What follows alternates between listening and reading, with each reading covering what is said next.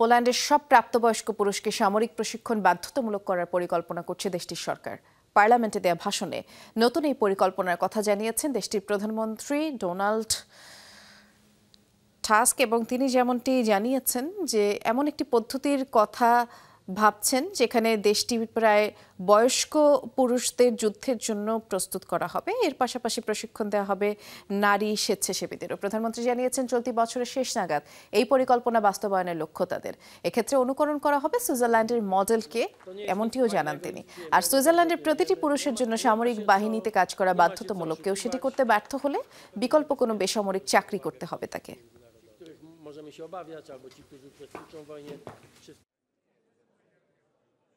konwencji ottawskiej i być może z konwencji dublińskiej. Mówię tu o minach przeciwpiechotnych.